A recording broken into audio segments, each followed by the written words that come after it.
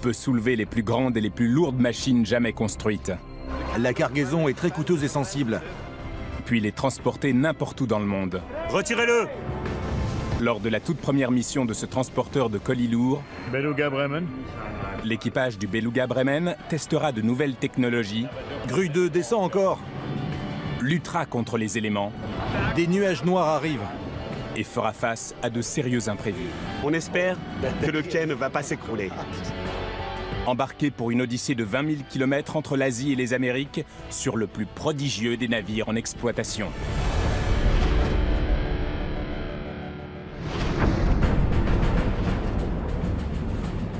Le Beluga Bremen est un monstre de robustesse.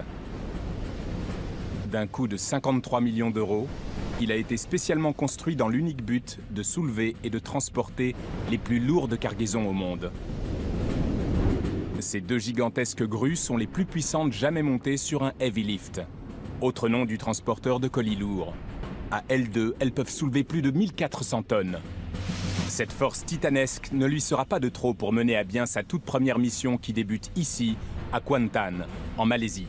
Vitesse 9.2. Alors que le Beluga Bremen fait son entrée dans le port, deux colossales machines minières, appelées autoclaves, sont acheminées sur le quai. Ces laveries de 800 tonnes séparent l'or des pierres et de la boue. Le travail du Beluga Bremen est de les transporter de l'autre côté de la Terre. À tribord. Mais d'abord, il va devoir les charger à bord. C'est la cargaison la plus lourde que le groupe Beluga ait jamais tenté de lever. Merci. Le Beluga Bremen est flambant neuf. Mais le maître à bord, Lutz Helt, est un capitaine chevronné. On doit embarquer 2 autoclaves dans ce port. Ce sera la première fois que le groupe Beluga soulève une charge aussi lourde. Ça va être un défi pour l'équipage, comme pour moi. Expert parmi les experts, Lutz Helt est le capitaine d'essai pour certains des plus puissants navires gros porteurs au monde. On est prêt, avant-arrière. Et il compte bien tester les limites du Beluga Bremen lors de son voyage inaugural. Je suis vraiment curieux de voir comment va se comporter le navire. C'est totalement nouveau pour nous. Le Bremen est le prototype d'une nouvelle classe de navires appelée Super Heavy Lifter ou Super Transporteur. Cette mission doit impérativement être un succès. 7 autres navires comme lui sont en construction pour un coût de 400 millions d'euros. Le Bremen naviguera de Kuantan à Shanghai, où il embarquera une autre cargaison lourde. Il traversera ensuite le Pacifique, puis empruntera le canal de Panama pour rejoindre un port reculé en République dominicaine et déposer son chargement.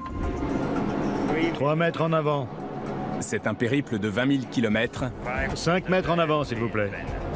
jusque de l'autre côté de la Terre.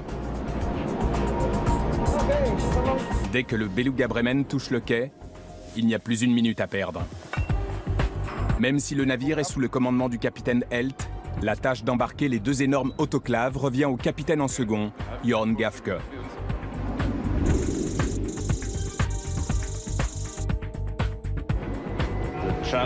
La difficulté va être de charger les 2 autoclaves en une journée. Le temps, c'est de l'argent. Avant de pouvoir attaquer le levage, Jorn doit d'abord mettre en place un stabilisateur unique en son genre.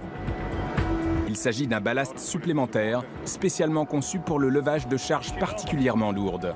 Gros comme un chalet, il pèse 115 tonnes. Peu de navires dans le monde possèdent ce genre de stabilisateur. Tout navire de charge possède des systèmes de ballast qui l'empêchent de chavirer au cours d'un levage. Long de 168 mètres et large de 25, le Beluga Bremen possède, à l'intérieur de sa coque, 48 ballasts qui se remplissent ou se vident d'eau automatiquement afin de garantir la stabilité du navire au cours du chargement. Placé à l'extérieur de la coque, le stabilisateur offre un contrepoids supplémentaire et permet de soulever des charges encore plus importantes. Et il ne sera pas de trop. La taille des autoclaves ajoutée à leur poids pourrait faire couler le navire. Sans le stabilisateur, le levage serait impossible. Le navire chavirerait et se fracasserait sur le quai.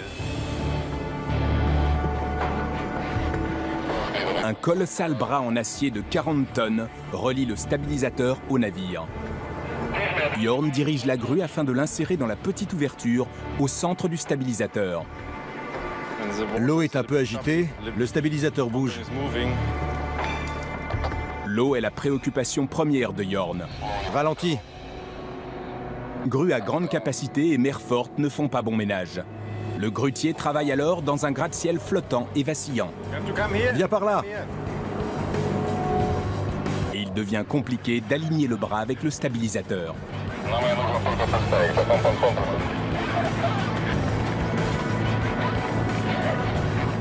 Quand on fixe le bras sur le navire, on n'a qu'1 millimètre d'espace en haut et en bas.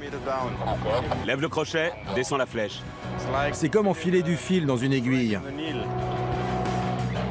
Enfiler une aiguille qui pèse 40 tonnes est une mission difficile et périlleuse. Et c'est la toute première fois que le stabilisateur est employé en situation réelle. Au bout de près de 2 heures, l'objectif est atteint. Merci, monsieur. Mais Jorn se réjouit que le stabilisateur soit correctement installé. 40 tonnes pour le bras, 115 tonnes pour le ballast. On est bien.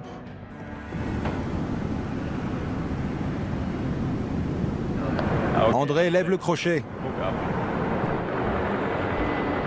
La grande opération de levage peut à présent débuter. Tous les yeux sont braqués sur Jorn et son équipe.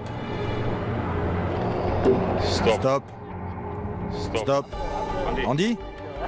Jorn fait partie des officiers les plus expérimentés et c'est lui qui a été choisi pour la première mission du Bremen.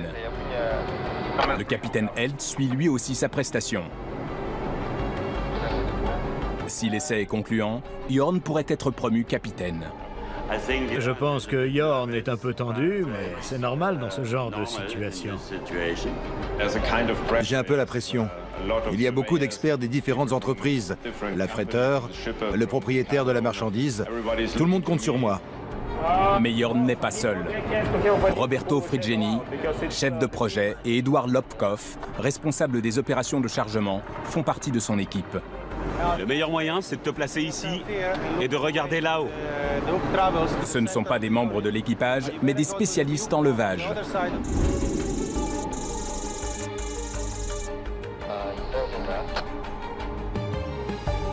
« 15 tonnes.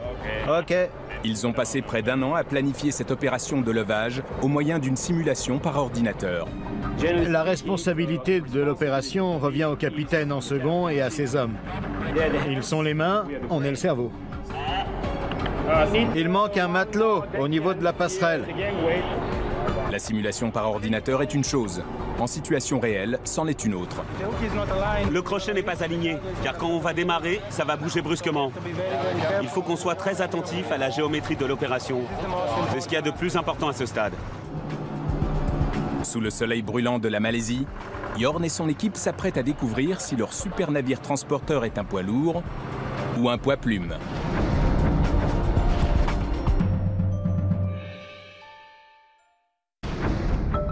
Dans le port de Kuantan, en Malaisie, le Beluga Bremen s'apprête à embarquer 2 machines d'exploitation minière de haute technologie pesant 800 tonnes. C'est son baptême du feu et tout le monde est inquiet. La cargaison est très coûteuse et très sensible. Donc si on l'endommage, le projet de mine d'or devrait être suspendu. André, tu peux déplacer le crochet vers le centre. Les 2 gigantesques grues du Bremen sont les plus puissantes jamais montées sur un transporteur de colis lourd. Mais elles n'ont jamais été testées en situation réelle. À gauche, puis descends la flèche. Jorn Gafke, le capitaine en second, est responsable de l'opération de levage des autoclaves. Ils font 3 fois la taille d'un bus et pèsent presque 60 fois plus lourd. La flèche doit se trouver pile au-dessus de la cargaison, sinon elle va bouger. Et avec le poids qu'elle fait, on ne peut pas se le permettre.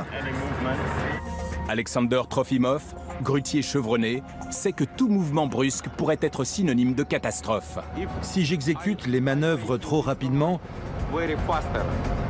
il y a un risque pour que le navire chavire. On contrôle une dernière fois les crochets de la grue. On a des hommes de tous les côtés qui surveillent et qui suivent attentivement ce qui se passe via la radio. En cas de chute de leur cargaison, des dizaines de vies seraient mises en péril. Toute la responsabilité pèse sur les épaules de Yorn. Mais il doit rester en contact permanent avec son capitaine. Il contrôle le ballast depuis la passerelle. Passerelle à vous. 1.7 sur tribord. 8 ponts plus haut, à la passerelle, le capitaine Helt surveille de près les réactions du système de ballast au poids de l'autoclave. 0.9 sur bâbord. 0.9. Arrêtez les deux grues. On attend le ballast. Le ballastage est un délicat et dangereux exercice d'équilibre. Lorsqu'un autoclave est chargé à bord, son énorme poids fait gîter ou pencher le navire. 12 000 mètres cubes d'eau contenus dans 48 ballasts changent automatiquement de place afin de contrebalancer l'inclinaison et d'empêcher le navire de chavirer. Passerelle à vous. Stabilisateur à 3.6. Très bien. Personne ne sait si le ballastage suffira à compenser les 800 tonnes, et ce, malgré la présence du stabilisateur. C'est la minute de vérité, juste avant le levage de la cargaison. Afin de soulever et de charger les autoclaves, les manœuvres des deux grues du Bremen doivent être parfaitement synchronisées. Pour les grutiers, cela revient à devoir enfoncer deux clous exactement au même moment, avec exactement la même force.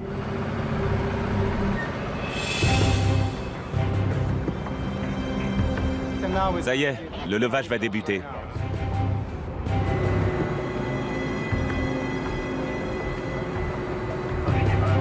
La cargaison a décollé. Grue 2, descend encore. Retirez-le! Retirez-le! Presque aussitôt, un problème surgit. Tu vas trop vite, André. Grue 2 descend. Les grues progressent à une allure d'escargot, mais c'est encore trop rapide. Il faut le garder de niveau, ou c'est la catastrophe assurée.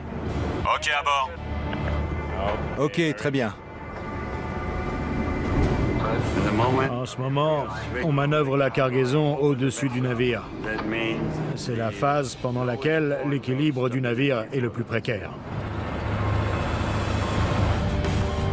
Tout le poids de l'autoclave se situe à présent au-dessus du navire.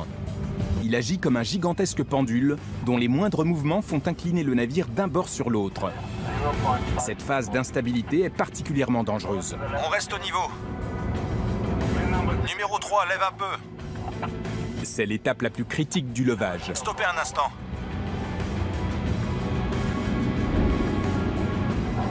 Stand by. On stoppe la descente. Moins d'1 mètre sépare l'autoclave du sol. Avec 800 tonnes flottant au-dessus de sa tête, Edward s'assure que les berceaux qui doivent soutenir la machine sont bien posés sur les parties les plus solides du pont. Dans le cas contraire, l'autoclave pourrait passer à travers. En voilà une autre. Les flèches indiquent les poutres maîtresses du navire. Si le berceau repose sur une poutre, c'est tout bon. L'autoclave est posée au centimètre près. La toute première opération de levage à grande capacité du Beluga Bremen aura duré moins d'1 heure. Parfait. Un autoclave de fait, on enchaîne avec l'autre. Le soulagement est grand, mais à l'approche de la tombée de la nuit, l'heure n'est pas au repos. Embarquer le deuxième autoclave dans l'obscurité est inenvisageable. Tout le monde voit que ça se passe bien. On se détend et c'est là que l'on commet des erreurs. Le second autoclave n'a pas moins d'importance que le premier. Grue à l'arrêt. Numéro 2. 2 effectué. Rotation droite, descends la flèche, lève le crochet. Descends la flèche, lève le crochet, rotation droite. Le second levage est effectué sans encombre. Moins d'1 heure. Disons 1 heure. Parfait. Le Beluga Bremen a réussi haut la main sa toute première mission en embarquant non pas une, mais 2 cargaisons lourdes. Tout le monde est content et surtout le capitaine est content. Les énormes trappes de chargement à commande hydraulique du Beluga Bremen à peine fermées, le capitaine Helt s'empresse de larguer les amarres. Dédoublage avant-arrière. Pour lui, le voyage peut enfin commencer. Après 2 ou 3 jours passés au port, je suis vraiment impatient. Ok, tout sur l'avant, s'il vous plaît. Pilote de Canton.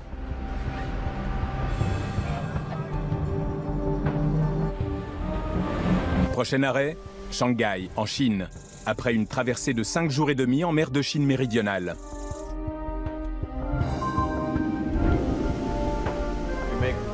La cargaison sera par là, la proue sera par ici. Mais pas de répit pour Jan Gafke.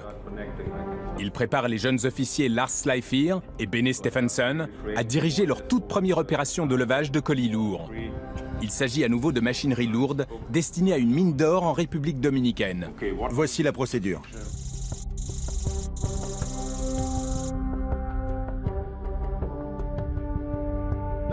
Je vais réaliser mon premier levage en tandem, c'est-à-dire avec 2 grues.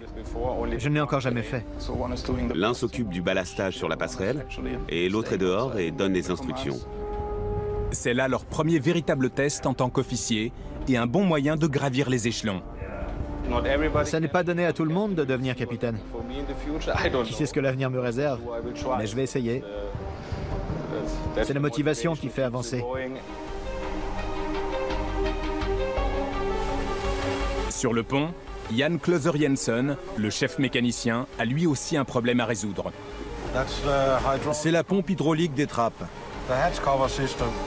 Une puissante pompe hydraulique qui ouvre les gigantesques trappes de chargement vient de griller. Cette couleur est la preuve qu'il y a eu surchauffe. La température a dû dépasser les 90 degrés. 60 est le maximum. Sans cette pompe, la grosse cargaison de Shanghai ne peut être chargée dans la cale du navire. C'est très important. Il faut qu'on puisse ouvrir les trappes et charger dans le prochain port. Le chef doit la réparer. Ou bien la traversée inaugurale du Beluga Bremen sera interrompue. Le Heavy Lift Beluga Bremen est en route pour Shanghai, en Chine, où il doit embarquer une nouvelle cargaison hors norme. Au 6e jour seulement d'un périple de 6 semaines, la mission est déjà menacée. Chef mécanicien. Une pompe hydraulique qui ouvre ces énormes trappes de chargement est en panne. Nous voilà sur la scène de crime. Si le chef mécanicien ne parvient pas à la réparer, il sera impossible de charger la cargaison dans la cale. Sur la passerelle aussi, c'est le casse-tête. Beluga Bremen, pilote de Shanghai. Bonjour. Les autorités du port de Shanghai modifient sans cesse le lieu de rendez-vous entre le navire et le pilote du port. Beluga Bremen, embarquement 10h25. Lars Leifir, le jeune 2e lieutenant, n'a jamais dirigé un navire dans le port de Shanghai.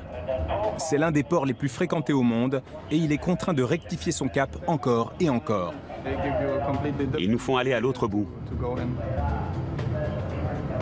Il y a des navires qui sortent, des navires qui entrent, et celui-ci, il coupe notre route.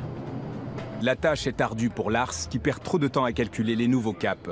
Le capitaine Held finit par perdre patience. Je m'en moque des informations qu'on t'a données avant. On est là. Ce qui m'intéresse, c'est la position où on doit se rendre. Le casse-tête se prolonge encore 1 heure, puis Lars finit par amener le Beluga Bremen au bon endroit et rejoint le pilote. Voilà le pilote. C'est au pilote de port Woody Henwin qu'il revient de manœuvrer le navire en toute sécurité dans le port. Vous connaissez l'automatique? Oui.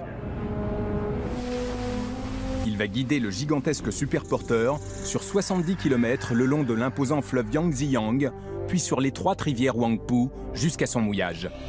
Avec les 60 000 navires qui empruntent ces cours d'eau chaque année, Shanghai est le port au monde où il est le plus difficile de naviguer. Une connaissance approfondie du port et des cycles des marées est donc plus que salutaire. Cela fait 15 ans que je travaille ici en tant que pilote. L'influence de la marée est très importante. Si Woody Henwin ne surveille pas la marée de près, le navire peut courir un vrai danger.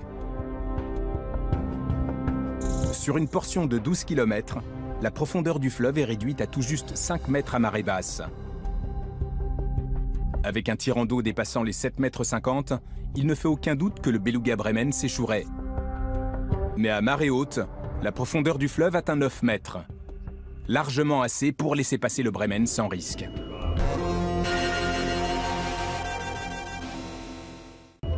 À condition que le timing de Woody Henwin soit parfait.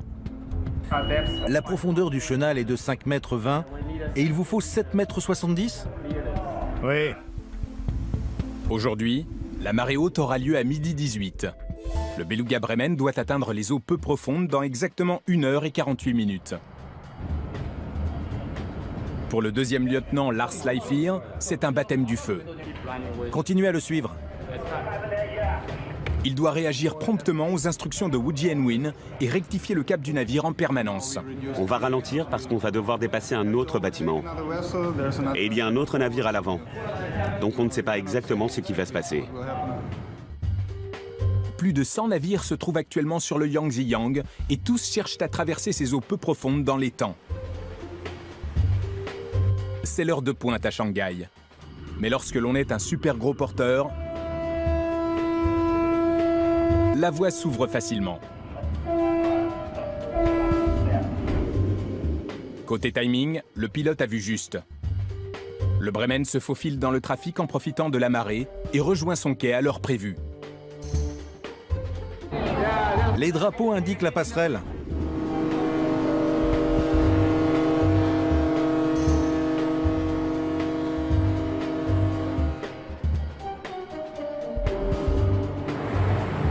Dans la salle des machines aussi, les nouvelles sont bonnes. Mets en marche. Yann et son équipe ont réparé la pompe endommagée. Bien. Beau boulot, André. Les trappes de chargement peuvent être ouvertes. Lars Leifir et Bene Stephenson peuvent se préparer pour leur tout premier levage à grande capacité. 4 gigantesques échangeurs de chaleur, destinés à une mine d'or dominicaine, doivent être embarqués en moins de 24 heures. Les feux des projecteurs sont braqués sur les jeunes officiers. Ces échangeurs de chaleur pèsent chacun 150 tonnes, soit beaucoup moins qu'un autoclave. Mais ils sont presque aussi longs. Les instructions qu'ils vont donner aux grutiers doivent être extrêmement précises. Numéro 2 et 3, attendez le ballast. Lars se charge de l'embarquement des 2 premiers échangeurs de chaleur, pendant que le capitaine en second et le responsable du chargement le surveillent. Très bien. Arrêtez le pompage. Une mauvaise manœuvre, une seconde d'hésitation et ils interviendront pour empêcher qu'une charge de 150 tonnes ne vienne s'écraser sur le navire.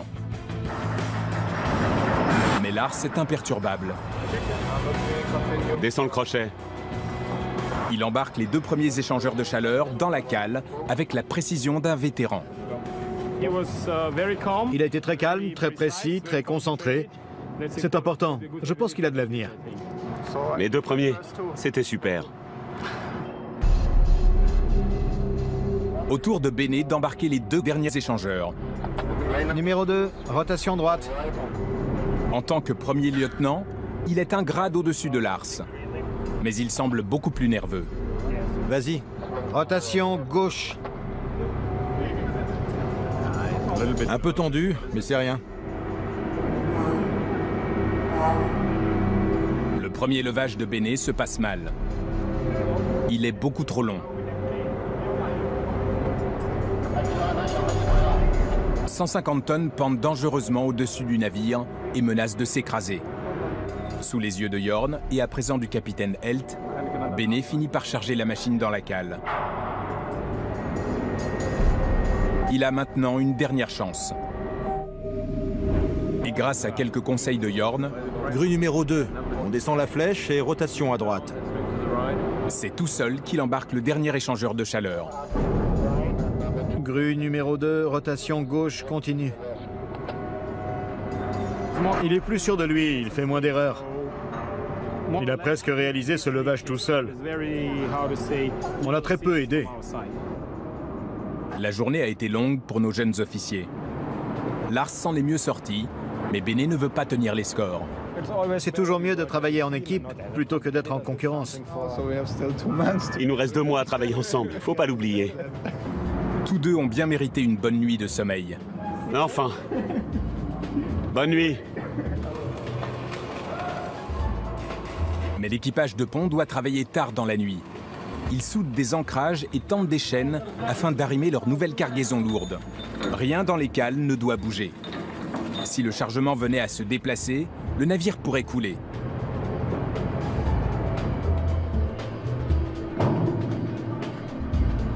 21 heures après son arrivée dans le port de Shanghai, le Beluga Bremen prend la mer pour la plus longue étape de son voyage.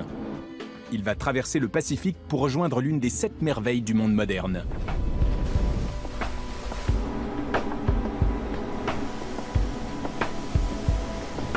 Avant lente. Après un périple de 15 000 km et de 3 semaines, le Beluga Bremen rallie enfin la côte ouest du Panama.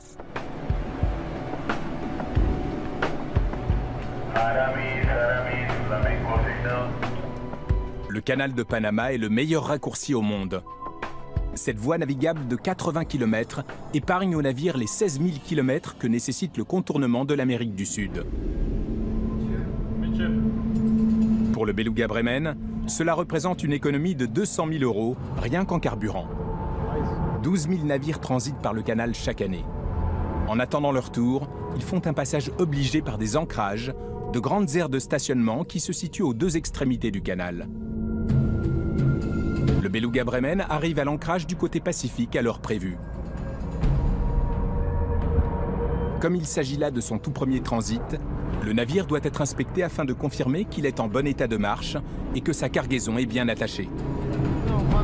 S'il échoue au test, il aura interdiction de passer. L'autorité du canal ne peut se permettre de laisser des pannes ou des accidents interrompre le trafic. Bonsoir. Bonsoir, comment allez-vous? Bien, merci, commandant. Et vous? Pas trop mal. Bien. Jorn accompagne l'inspecteur Javier Mendez sous le pont. Au même moment, l'équipage s'assure que leur cargaison de 2200 tonnes est parfaitement attachée. Toutes les chaînes, tous les ridoirs, tout doit être en bon état. Tout doit être bien serré. Comme c'est là. Sinon, voici ce qui pourrait se produire. Si un autoclave venait à s'écraser dans la coque, le navire coulerait à pic en quelques secondes. De la cale à la passerelle, Javier inspecte attentivement le Bremen. On va le prendre en photo. Il a contrôlé de nombreux navires, mais aucun comme celui-ci. Ce navire, il est véritablement unique en son genre. Une dernière vérification, et c'est un nouveau test réussi pour le Bremen.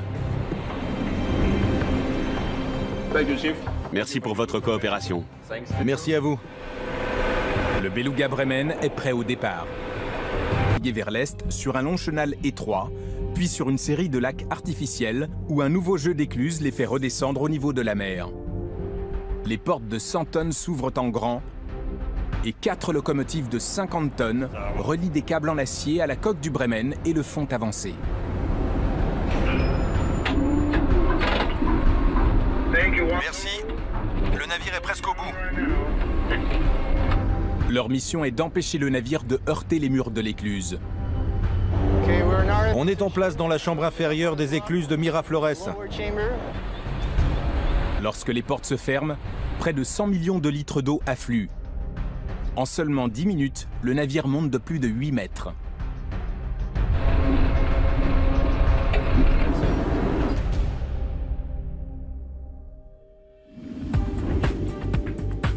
Et lorsqu'il sort de la deuxième écluse, le Bremen se trouve à 26 mètres au-dessus du niveau de la mer. De droit. Il entre alors dans la section la plus dangereuse du canal. Sa destination finale, un port reculé sur la côte nord-est de la République dominicaine.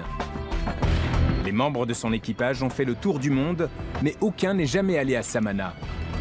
Bonne ou mauvaise nouvelle? Et personne ne sait à quoi s'attendre. On se dirige vers la baie de Samana, vers l'inconnu.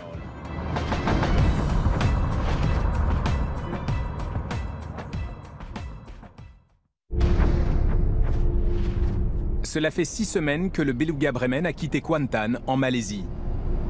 Et après un périple de 20 000 km, il a atteint sa destination finale, Samana, en République dominicaine. Ce port est très peu connu. Il est peu profond. Samana est un port isolé sur la côte septentrionale dominicaine, construit à l'origine pour l'exportation de bananes. Avant que la mine d'or soit exploitée il y a 1 an, le port avait été inactif pendant plusieurs années. Le capitaine Helt et le capitaine en second Jorn Gafke ne sont jamais venus ici. Tu as cette île sur ton radar? On n'a aucune carte digne de ce nom. Il faut qu'on soit très prudent dans l'approche finale. Ces marins chevronnés savent que le chenal qui mène au port est étroit et tapissé de récifs coralliens. Une mauvaise manœuvre et le Bremen pourrait s'échouer. On a une profondeur de 7 mètres. 5 maintenant. Le capitaine Helt a absolument besoin d'un pilote pour guider son navire dans le port. Mais le pilote est en retard. Pilote de Samana, ici Beluga Bremen. Bonjour. On est déjà dans le chenal et pas de pilote en vue. Le pilote finit par répondre à l'appel radio. Beluga Bremen, ici le pilote de Samana. Ici Beluga Bremen. Bonjour. Bonjour, monsieur. Votre HPA, s'il vous plaît. On est déjà à la station de pilotage. Le pilote est en route. Il a 20 bonnes minutes de retard. La première impression du capitaine Helt sur Samana n'est pas très bonne. C'est tous les Caraïbes, ça. Mais ils auront au moins la chance d'être guidés par 2 pilotes au lieu d'un. Bonjour. Comment ça va? Bien. Parfait, bonjour. Vitesse 7. Ces pilotes ont l'habitude de travailler sur de plus petits cargos. Avec ses 170 mètres de long, le Beluga Bremen est le navire le plus grand et le plus récent qu'ils aient jamais guidé. 3-2-0. 3-2-0. C'est la première fois qu'on a un navire comme celui-là. Ce n'est pas du tout ce que le capitaine Helt souhaite entendre, Tout va bien? Oui, tout va bien. Ok. alors qu'il leur passe les commandes du navire. 3-1-0. 3-1-0. 20 à tribord. 20 à tribord.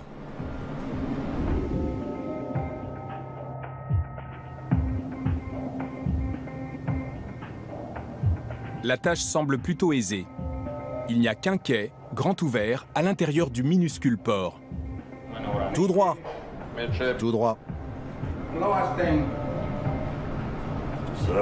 Toujours pareil. Tout droit. Droit. Mais alors que le Bremen entame son approche finale, le capitaine est troublé par les manœuvres des pilotes. Comment vous allez tourner? On va vers le quai. Le Bremen doit tourner à gauche, c'est-à-dire à bâbord. Or, le pilote continue de le diriger à tribord, à droite. C'est quoi? Tribord. Les pilotes ne savent pas utiliser les propulseurs d'étrave pour diriger l'avant du navire. Si j'ordonne la poussée vers tribord, on va droit dans le mur. D'accord. Le capitaine est inquiet. Son navire de 53 millions d'euros est sur une trajectoire dangereuse et se dirige tout droit vers le quai. Le capitaine Helt en a assez. Quand et comment il se manœuvre? Monsieur le pilote, c'est une question que vous devez poser quand vous montez à bord, Oui, pas quand on manœuvre. je sais. Vous savez, Pour protéger son navire, il va faire ce qu'un capitaine ne fait presque jamais. Il va demander aux pilotes de laisser leur place. tout ce que je sais, c'est que je peux le faire mieux qu'eux. Alors je vais le faire. La tension est palpable. Droit devant. Attendez qu'on se positionne le long du quai, d'accord? Ok.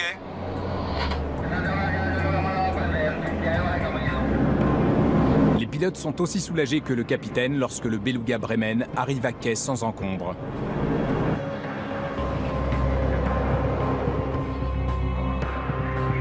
Tout est bien qui finit bien. C'est la première fois que ça arrive.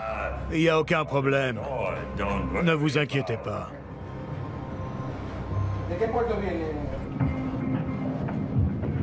C'est plutôt l'équipage qui a de quoi s'inquiéter.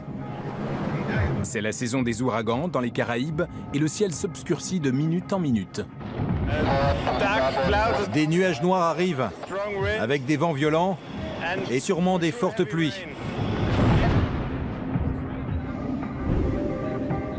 D'abord, les échangeurs de chaleur sont déchargés sous la direction de Jorn. Maintenant, on y va par la grue numéro 2. Oui. Flèche en bas, rotation droite. Mais le temps que l'échangeur de chaleur numéro 4 touche le quai, le mauvais temps est déjà arrivé. Le travail n'est qu'à moitié fait, mais entreprendre un autre levage est trop risqué. Les responsables sécurité de notre client ont recommandé que tout le monde quitte le pont et rejoigne ces quartiers. Toutes les activités sont suspendues jusqu'à nouvel ordre. Les autoclaves prisonniers dans la cale, l'équipage doit attendre 6 heures pour que la tempête passe.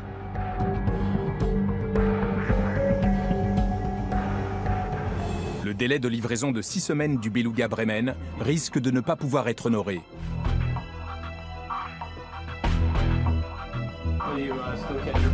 Jorn Gafke, le capitaine en second, et Edouard Lobkov, le responsable du chargement, doivent vite remettre l'activité sur les rails. On a 3 heures pour débarquer la grosse cargaison avant la nuit. Mais ça va prendre du temps de réorganiser tout le monde. Le chef de projet Roberto Friggeni rencontre un problème encore plus grave. On espère que le quai ne va pas s'écrouler. Un test de résistance a révélé qu'une importante portion du quai risquait de s'effondrer sous les 800 tonnes que pèse un autoclave. La zone de danger a été clairement délimitée à l'aide de briques jaunes et de poteaux de sécurité. La dernière partie de la mission pourrait bien être la plus dangereuse. La tâche se complique à cause des contraintes environnementales, des restrictions de charge sur le quai.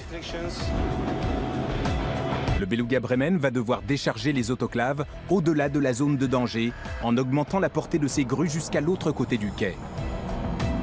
Même avec son stabilisateur déployé, le navire va devoir battre des records de stabilité.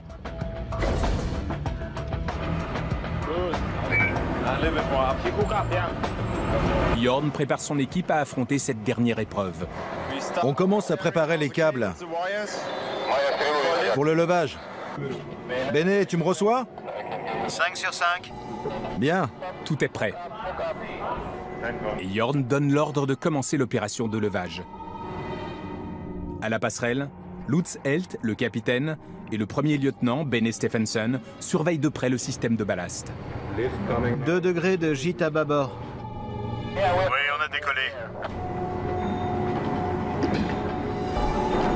10 minutes sont nécessaires rien que pour le sortir de la cale.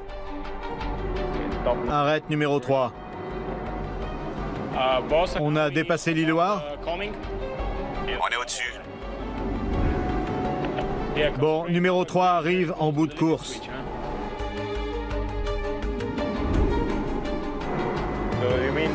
Il faut qu'on pivote davantage sur tribord? L'autoclave en suspens sur la cale, une rafale de vent soudaine pourrait provoquer un terrible déplacement de masse et faire basculer le navire. Rotation droite, flèche basse, crochet haut.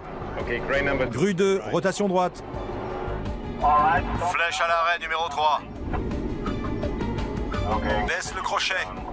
Moins d'1 heure plus tard, le premier autoclave est en suspension au-dessus du quai. On va le faire descendre sur une semi-remorque plateau équipée de 528 roues afin de répartir son poids. Pourvu que ça marche.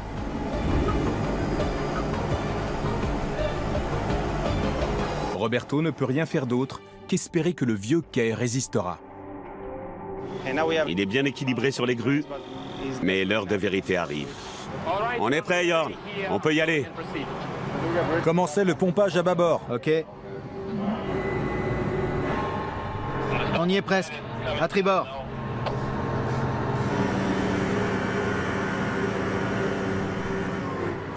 Le premier autoclave se pose.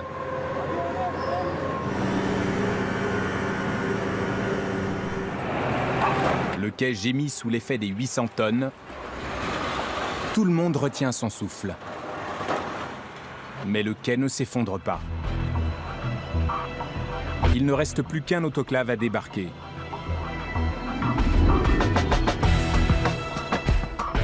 Et c'est sans aucune difficulté que l'autoclave numéro 2 est levé et livré. Bravo. Bravo. Super. Merci. Le capitaine Helt est heureux de voir les autoclaves quitter le quai. Notre mission était de transporter les autoclaves jusqu'ici et de les débarquer en toute sécurité et sans dégâts. Pour Jorn Gafke, ce n'est pas seulement un travail bien fait. Je rentre chez moi. Je suis très heureux et ma famille aussi. Et lorsqu'il fera son retour après ce repos bien mérité, il sera capitaine. Et il sera promu au grade de capitaine lors de sa prochaine mission. Le capitaine Helt, lui aussi, quitte le Bremen. Il se tient prêt à tester le prochain navire du groupe Beluga. Je vais être capitaine sur un nouveau navire. Quant au Beluga Bremen, il a su relever les défis avec brio et sera bientôt rejoint par 7 nouveaux super transporteurs de colis lourds. Port de Samana, nous sommes prêts à prendre la mer. Veuillez envoyer le pilote dès que possible. Mais en attendant qu'il soit construit, le Beluga Bremen reste le plus prodigieux navire que l'océan ait jamais connu.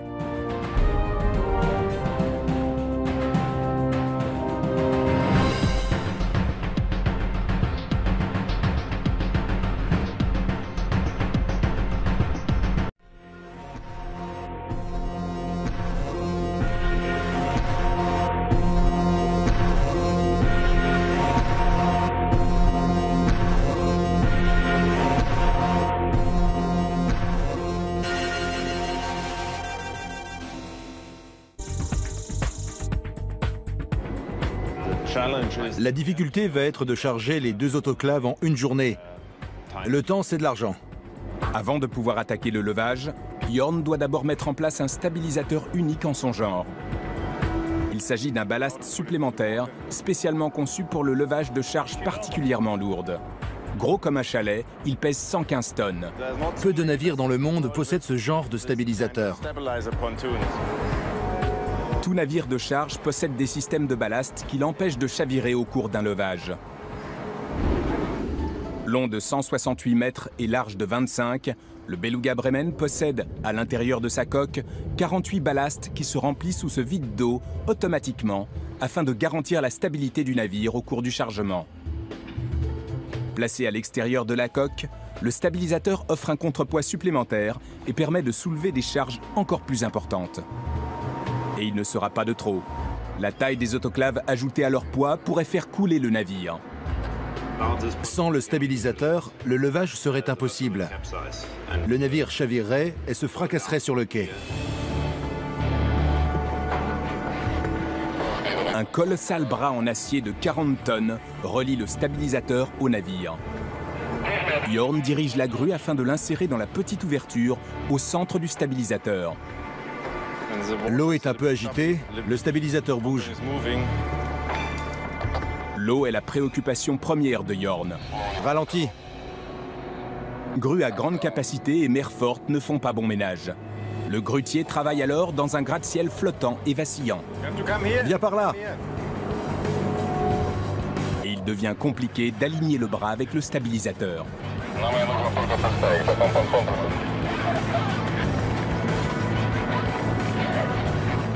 Quand on fixe le bras sur le navire, on n'a qu'1 millimètre d'espace en haut et en bas. Lève le crochet, descends la flèche. C'est comme enfiler du fil dans une aiguille. Enfiler une aiguille qui pèse 40 tonnes est une mission difficile et périlleuse. Et c'est la toute première fois que le stabilisateur est employé en situation réelle. Au bout de près de 2 heures, l'objectif est atteint. Merci, monsieur. Mais Jorn se réjouit que le stabilisateur soit correctement installé. 40 tonnes pour le bras, 115 tonnes pour le ballast. On est bien.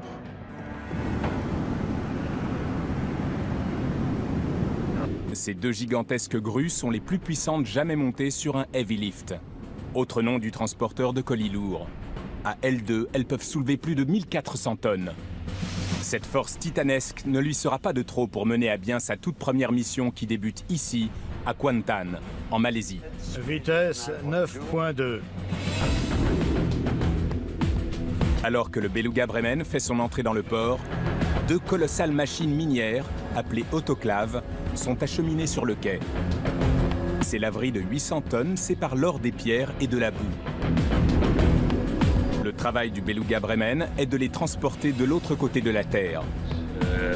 À tribord. Mais d'abord, il va devoir les charger à bord. C'est la cargaison la plus lourde que le groupe Beluga ait jamais tenté de lever. Merci. Le Beluga Bremen est flambant neuf. Mais le maître à bord, Lutz Helt, est un capitaine chevronné. On doit embarquer 2 autoclaves dans ce port. Ce sera la première fois que le groupe Beluga soulève une charge aussi lourde. Ça va être un défi pour l'équipage, comme pour moi.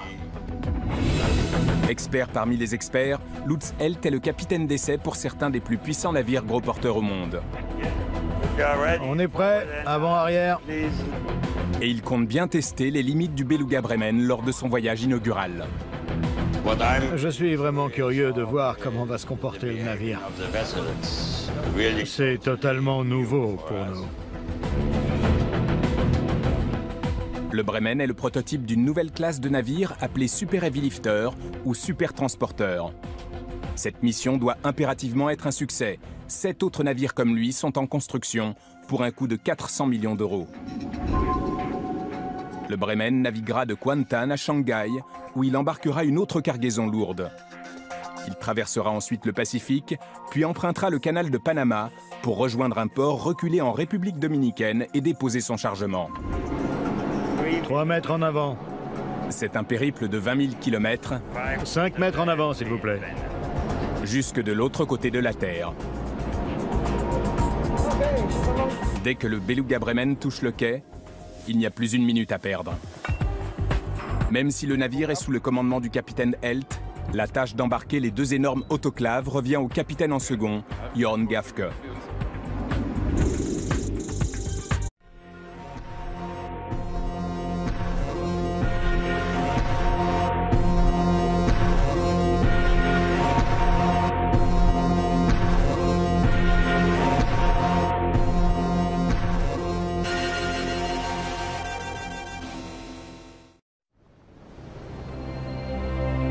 Il peut soulever les plus grandes et les plus lourdes machines jamais construites, La cargaison est très coûteuse et sensible. puis les transporter n'importe où dans le monde. Retirez-le! Lors de la toute première mission de ce transporteur de colis lourds, Beluga Bremen. l'équipage du Beluga Bremen testera de nouvelles technologies, Grue 2, descend encore. luttera contre les éléments Des nuages noirs arrivent. et fera face à de sérieux imprévus. On espère que le quai ne va pas s'écrouler. Embarqué pour une odyssée de 20 000 km entre l'Asie et les Amériques sur le plus prodigieux des navires en exploitation.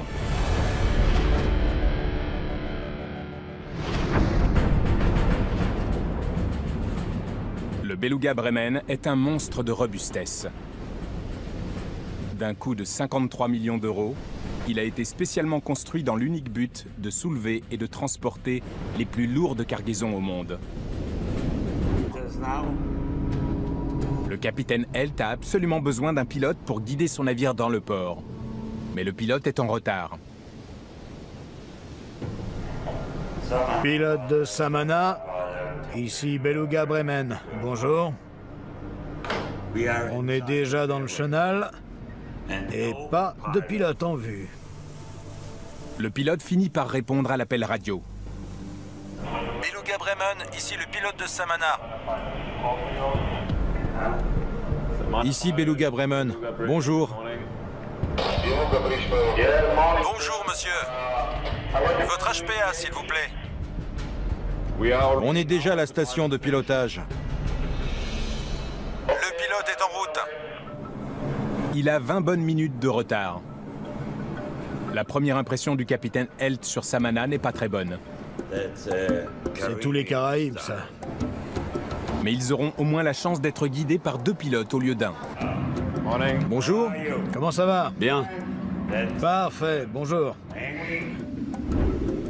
Vitesse 7. Ces pilotes ont l'habitude de travailler sur de plus petits cargos. Avec ses 170 mètres de long, le Beluga Bremen est le navire le plus grand et le plus récent qu'ils aient jamais guidé. 3-2-0. 3-2-0. C'est la première fois qu'on a un navire comme celui-là. Ce n'est pas du tout ce que le capitaine Helt souhaite entendre, Tout va bien? Oui, tout va bien. Ok. alors qu'il leur passe les commandes du navire. 3-1-0. 3-1-0. 20 à tribord. 20 à tribord.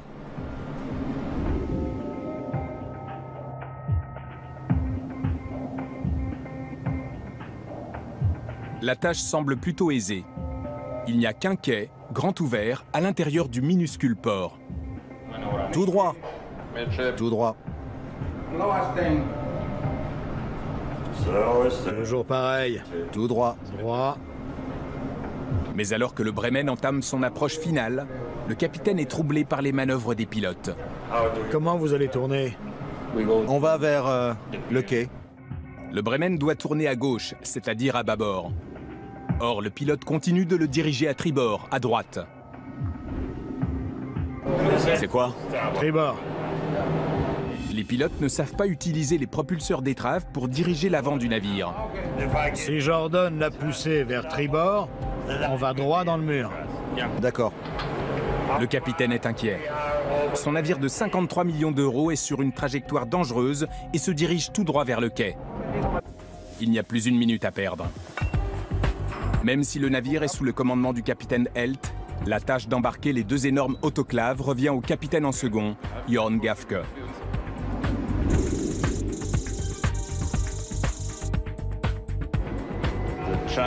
La difficulté va être de charger les deux autoclaves en une journée. Le temps, c'est de l'argent. Avant de pouvoir attaquer le levage, Jorn doit d'abord mettre en place un stabilisateur unique en son genre. Il s'agit d'un ballast supplémentaire, spécialement conçu pour le levage de charges particulièrement lourdes. Gros comme un chalet, il pèse 115 tonnes. Peu de navires dans le monde possèdent ce genre de stabilisateur. Tout navire de charge possède des systèmes de ballast qui l'empêchent de chavirer au cours d'un levage. Long de 168 mètres et large de 25, le Beluga Bremen possède, à l'intérieur de sa coque, 48 ballasts qui se remplissent ou se vident d'eau automatiquement afin de garantir la stabilité du navire au cours du chargement. Placé à l'extérieur de la coque, le stabilisateur offre un contrepoids supplémentaire et permet de soulever des charges encore plus importantes. Et il ne sera pas de trop. La taille des autoclaves ajoutée à leur poids pourrait faire couler le navire. Sans le stabilisateur, le levage serait impossible. Le navire chavirerait et se fracasserait sur le quai. Un colossal bras en acier de 40 tonnes relie le stabilisateur au navire. Jorn dirige la grue afin de l'insérer dans la petite ouverture au centre du stabilisateur.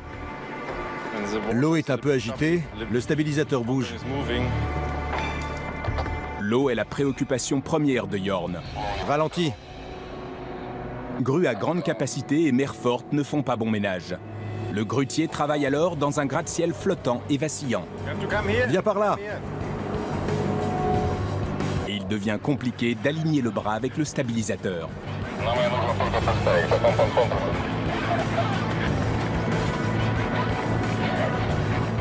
Quand on fixe le bras sur le navire, on n'a qu'1 millimètre d'espace en haut et en bas.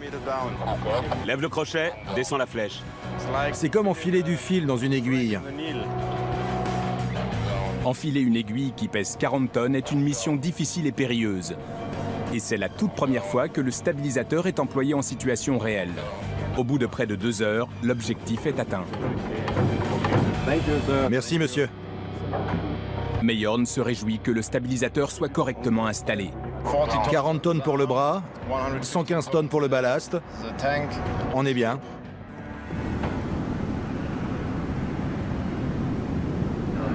André, lève le crochet. En bas. Lève le crochet, descends la flèche. C'est comme enfiler du fil dans une aiguille. Enfiler une aiguille qui pèse 40 tonnes est une mission difficile et périlleuse. Et c'est la toute première fois que le stabilisateur est employé en situation réelle. Au bout de près de 2 heures, l'objectif est atteint. Merci, monsieur. Mais Jorn se réjouit que le stabilisateur soit correctement installé. 40 tonnes pour le bras, 115 tonnes pour le ballast. On est bien.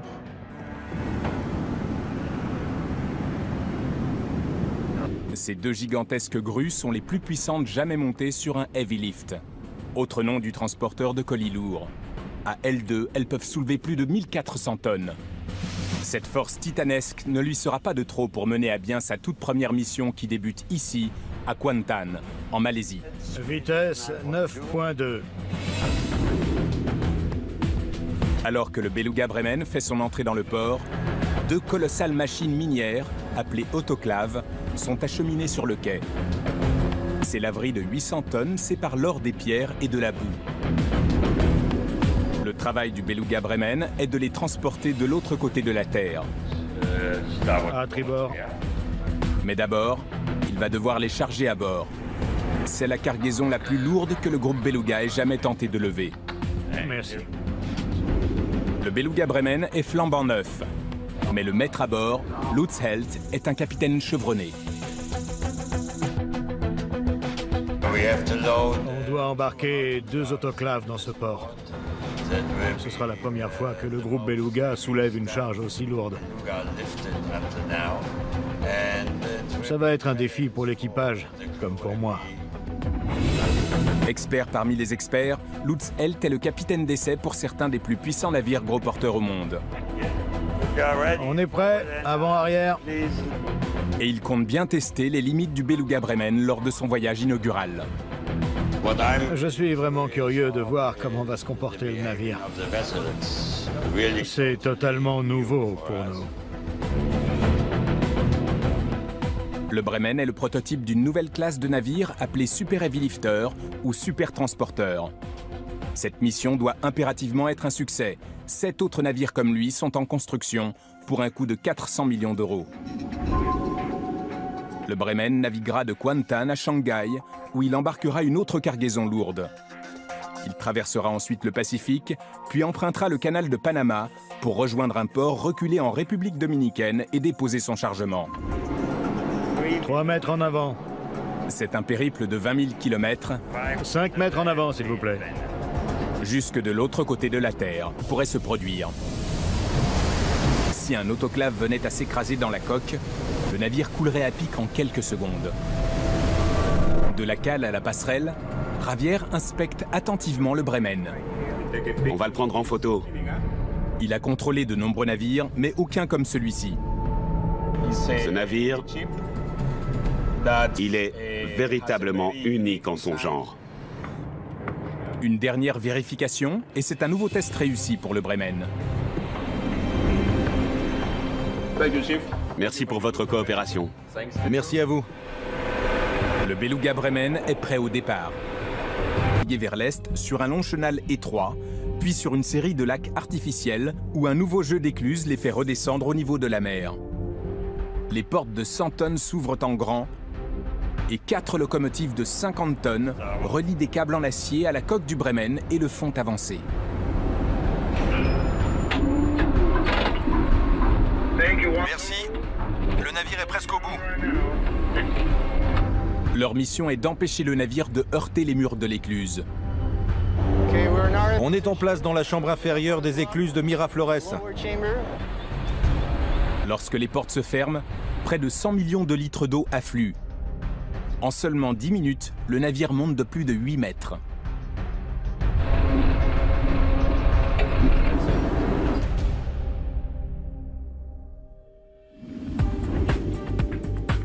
Et lorsqu'il sort de la deuxième écluse, le Bremen se trouve à 26 mètres au-dessus du niveau de la mer.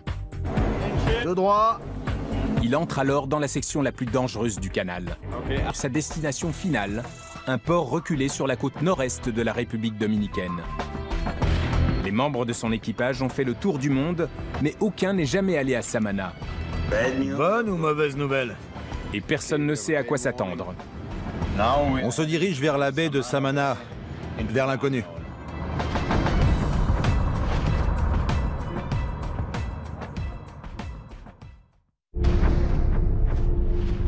Cela fait 6 semaines que le Beluga Bremen a quitté Kuantan, en Malaisie.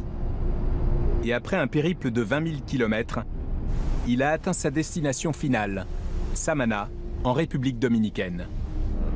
Ce port est très peu connu. Il est peu profond. Samana est un port isolé sur la côte septentrionale dominicaine, construit à l'origine pour l'exportation de bananes. Avant que la mine d'or soit exploitée il y a 1 an, le port avait été inactif pendant plusieurs années. Le capitaine Helt et le capitaine en second Jorn Gafke ne sont jamais venus ici. Tu as cette île sur ton radar? Les pilotes sont aussi soulagés que le capitaine lorsque le Beluga Bremen arrive à quai sans encombre.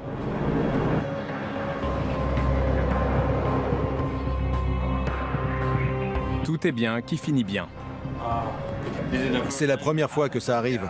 Il n'y a aucun problème. Ne vous inquiétez pas.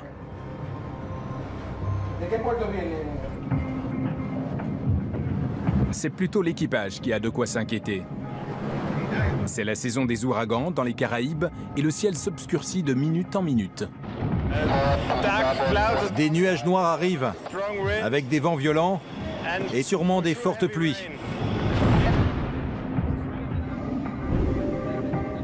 D'abord, les échangeurs de chaleur sont déchargés sous la direction de Jorn. Maintenant, on y va par la grue numéro 2. Oui. Flèche en bas, rotation droite. Mais le temps que l'échangeur de chaleur numéro 4 touche le quai, le mauvais temps est déjà arrivé. Le travail n'est qu'à moitié fait, mais entreprendre un autre levage est trop risqué. Les responsables sécurité de notre client ont recommandé que tout le monde quitte le pont et rejoigne ces quartiers. Toutes les activités sont suspendues jusqu'à nouvel ordre.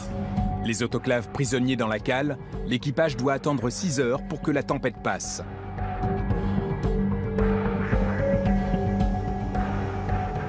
Le délai de livraison de 6 semaines du Beluga Bremen risque de ne pas pouvoir être honoré.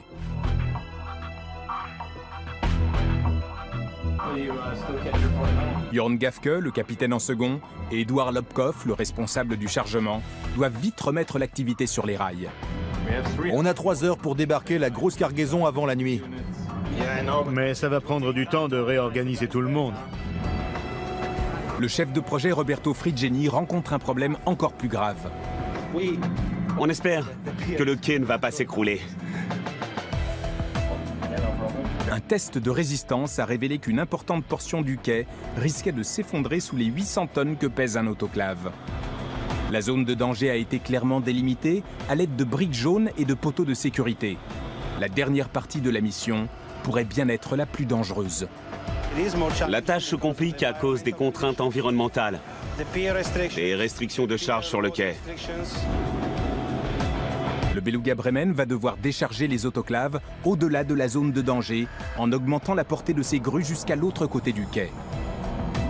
Même avec son stabilisateur déployé, le navire va devoir battre des records de stabilité.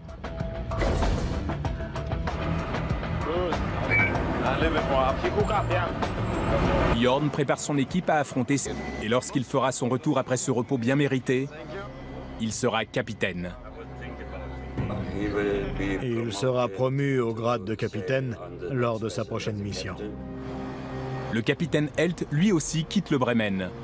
Il se tient prêt à tester le prochain navire du groupe Beluga. Je vais être capitaine sur un nouveau navire. Quant au Beluga Bremen, il a su relever les défis avec brio et sera bientôt rejoint par 7 nouveaux super transporteurs de colis lourds. Port de Samana, nous sommes prêts à prendre la mer. Veuillez envoyer le pilote dès que possible. Mais en attendant qu'il soit construit, le Beluga Bremen reste le plus prodigieux navire que l'océan ait jamais connu.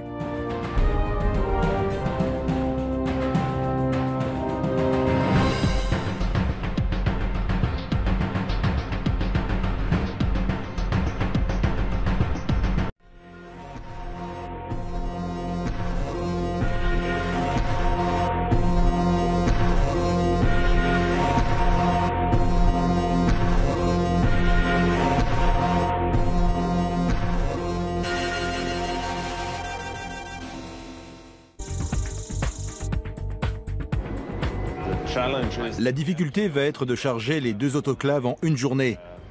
Le temps, c'est de l'argent. Avant de pouvoir attaquer le levage, Jorn doit d'abord mettre en place un stabilisateur unique en son genre.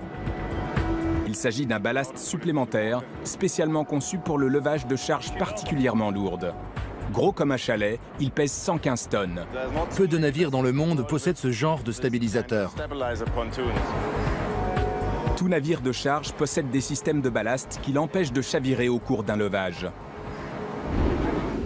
Long de 168 mètres et large de 25, le Beluga Bremen possède, à l'intérieur de sa coque, 48 ballasts qui se remplissent ou se vident d'eau automatiquement afin de garantir la stabilité du navire au cours du chargement. Placé à l'extérieur de la coque, le stabilisateur offre un contrepoids supplémentaire et permet de soulever des charges encore plus importantes. Et il ne sera pas de trop. La taille des autoclaves ajoutées à leur poids pourrait faire couler le navire. Sans le stabilisateur, le levage serait impossible. Le navire chavirerait et se fracasserait sur le quai. Un colossal bras en acier de 40 tonnes relie le stabilisateur au navire. Jorn dirige la grue afin de l'insérer dans la petite ouverture au centre du stabilisateur. L'eau est un peu agitée, le stabilisateur bouge. L'eau est la préoccupation première de Jorn. Ralenti. Grues à grande capacité et mer forte ne font pas bon ménage. Autre nom du transporteur de colis lourds.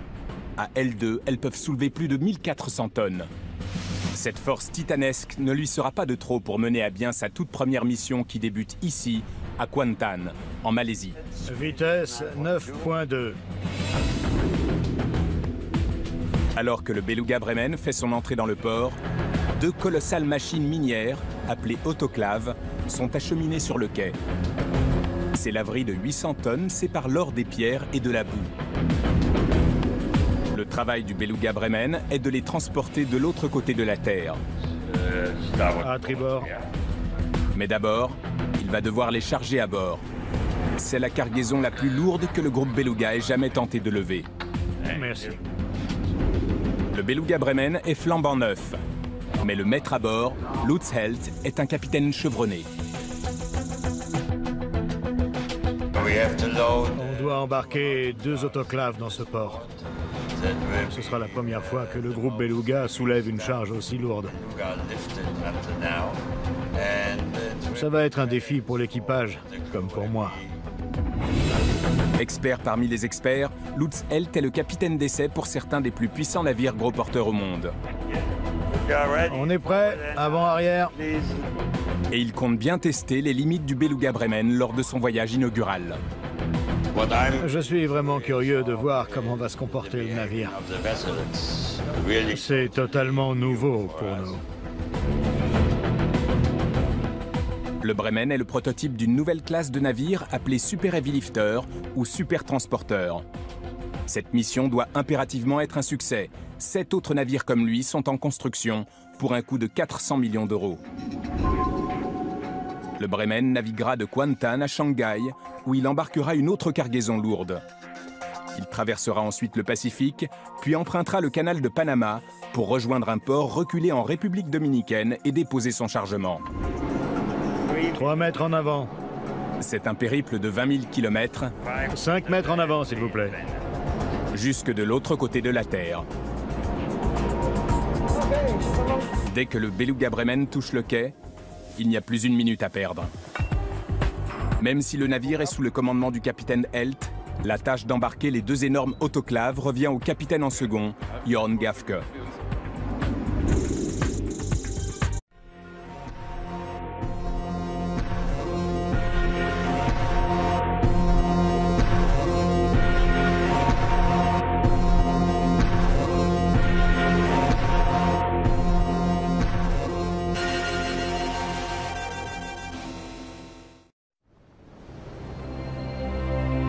Il peut soulever les plus à leur poids pourrait faire couler le navire. Sans le stabilisateur, le levage serait impossible. Le navire chavirerait et se fracasserait sur le quai.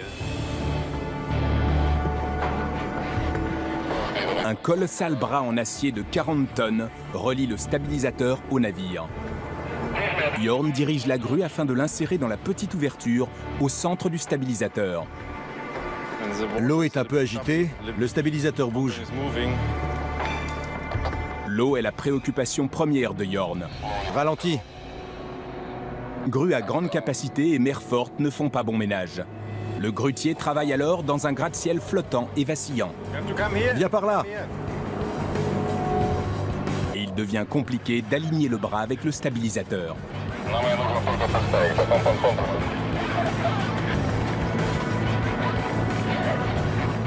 Quand on fixe le bras sur le navire, on n'a qu'1 millimètre d'espace en haut et en bas.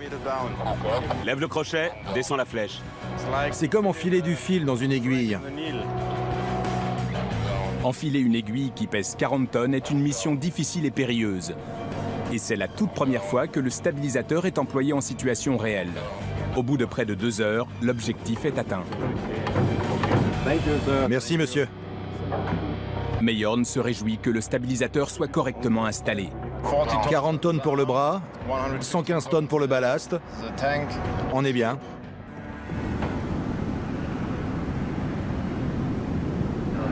André, lève le crochet. La grande opération de levage peut à présent débuter. Tous les yeux sont braqués sur Jorn et son équipe. Stop. Stop.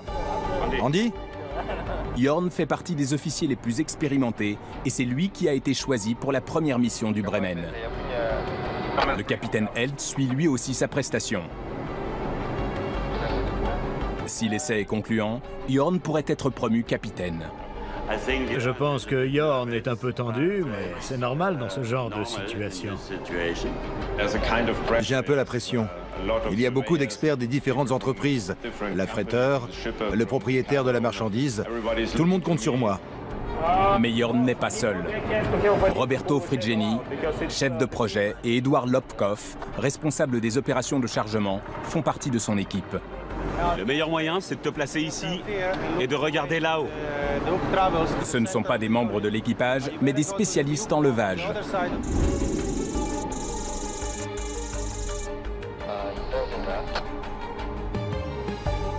« 15 tonnes. OK. » Ils ont passé près d'1 an à planifier cette opération de levage au moyen d'une simulation par ordre.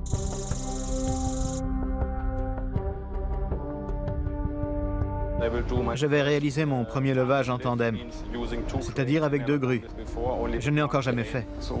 L'un s'occupe du ballastage sur la passerelle et l'autre est dehors et donne les instructions. C'est là leur premier véritable test en tant qu'officier et un bon moyen de gravir les échelons. Ça n'est pas donné à tout le monde de devenir capitaine. Qui sait ce que l'avenir me réserve, mais je vais essayer. C'est la motivation qui fait avancer. Sur le pont, Jan Klauser Jensen, le chef mécanicien, a lui aussi un problème à résoudre. C'est la pompe hydraulique des trappes. Une puissante pompe hydraulique qui ouvre les gigantesques trappes de chargement vient de griller. Cette couleur est la preuve qu'il y a eu surchauffe. La température a dû dépasser les 90 degrés. 60 est le maximum. Sans cette pompe, la grosse cargaison de Shanghai ne peut être chargée dans la cale du navire. C'est très important. Il faut qu'on puisse ouvrir les trappes et charger dans le prochain port. Le chef doit la réparer. Ou bien la traversée inaugurale du Beluga Bremen sera interrompue. Le Heavy Lift Beluga Bremen est en route pour Shanghai, en Chine, où il doit embarquer une nouvelle cargaison hors norme. Au 6e jour seulement d'un périple de 6 semaines, la mission est déjà menacée. Chef mécanicien. Une pompe hydraulique qui ouvre ces énormes trappes de chargement est en panne.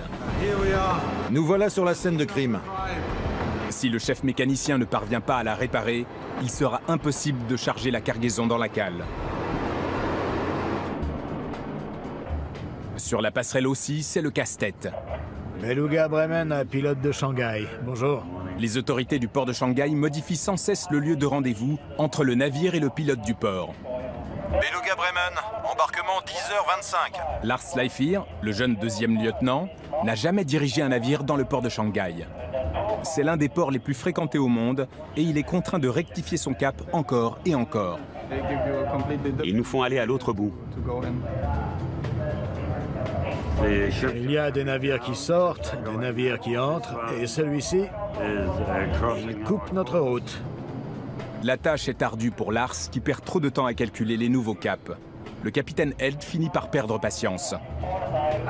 Je m'en moque des informations qu'on t'a données avant. On est là. Ce qui m'intéresse, c'est la position où on doit se rendre.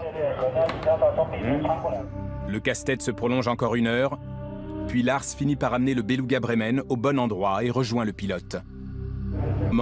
L'équipage s'assure que leur cargaison de 2200 tonnes est parfaitement attachée. Toutes les chaînes, tous les ridoirs, tout doit être en bon état. Tout doit être bien serré. Comme c'est là. Sinon, voici ce qui pourrait se produire. Si un autoclave venait à s'écraser dans la coque, le navire coulerait à pic en quelques secondes. De la cale à la passerelle, Javier inspecte attentivement le Bremen. On va le prendre en photo. Il a contrôlé de nombreux navires, mais aucun comme celui-ci. Ce navire, il est véritablement unique en son genre. Une dernière vérification, et c'est un nouveau test réussi pour le Bremen. Merci pour votre coopération. Merci à vous. Le Beluga Bremen est prêt au départ. Vers l'est, sur un long chenal étroit, puis sur une série de lacs artificiels où un nouveau jeu d'écluses les fait redescendre au niveau de la mer.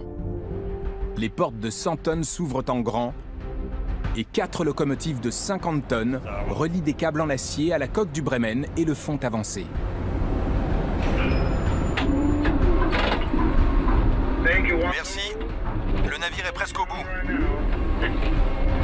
Leur mission est d'empêcher le navire de heurter les murs de l'écluse. On est en place dans la chambre inférieure des écluses de Miraflores. Lorsque les portes se ferment, près de 100 millions de litres d'eau affluent.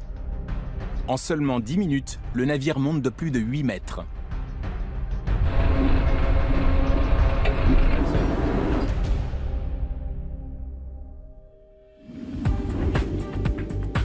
Et lorsqu'il sort de la deuxième écluse, le Bremen se trouve à 26 mètres au-dessus du niveau de la mer. De droit. Il entre alors dans la section la plus dangereuse du canal. Sa destination finale, un port reculé sur la côte nord-est de la République dominicaine. Les membres de son équipage ont fait le tour du monde, mais aucun n'est jamais allé à Samana.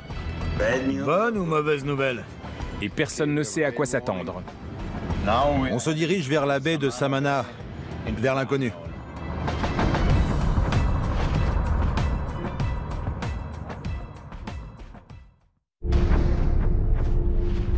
Cela fait 6 semaines que le Beluga Bremen a quitté Kuantan, en Malaisie.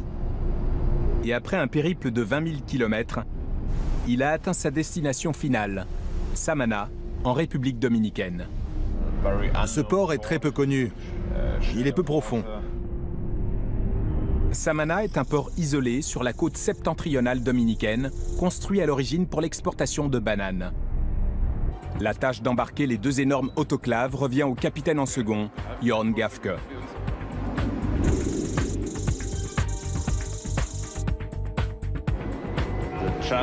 La difficulté va être de charger les 2 autoclaves en une journée. Le temps, c'est de l'argent. Avant de pouvoir attaquer le levage, Jorn doit d'abord mettre en place un stabilisateur unique en son genre.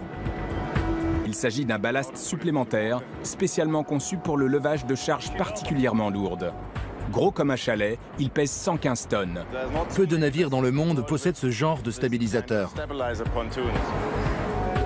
Tout navire de charge possède des systèmes de ballast qui l'empêchent de chavirer au cours d'un levage. Long de 168 mètres et large de 25, le Beluga Bremen possède, à l'intérieur de sa coque, 48 ballasts qui se remplissent ou se vident d'eau automatiquement afin de garantir la stabilité du navire au cours du chargement. Placé à l'extérieur de la coque, le stabilisateur offre un contrepoids supplémentaire et permet de soulever des charges encore plus importantes. Et il ne sera pas de trop. La taille des autoclaves ajoutée à leur poids pourrait faire couler le navire. Sans le stabilisateur, le levage serait impossible. Le navire chavirerait et se fracasserait sur le quai. Un Un colossal bras en acier de 40 tonnes relie le stabilisateur au navire. Jorn dirige la grue afin de l'insérer dans la petite ouverture au centre du stabilisateur. L'eau est un peu agitée, le stabilisateur bouge. L'eau est la préoccupation première de Jorn. Ralenti. Grue à grande capacité et mer forte ne font pas bon ménage. Le grutier travaille alors dans un gratte-ciel flottant et vacillant. Viens par là. Et il devient compliqué d'aligner le bras avec le stabilisateur.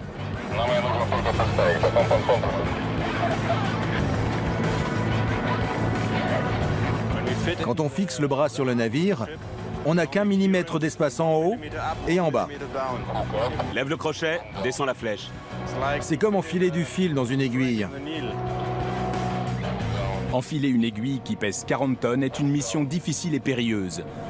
Et c'est la toute première fois que le stabilisateur est employé en situation réelle.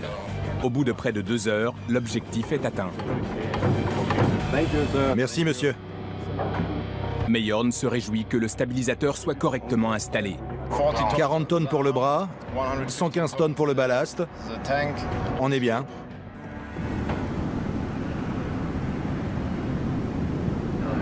André, lève le crochet. La grande opération de levage peut à présent débuter. Tous les yeux sont braqués sur Jorn.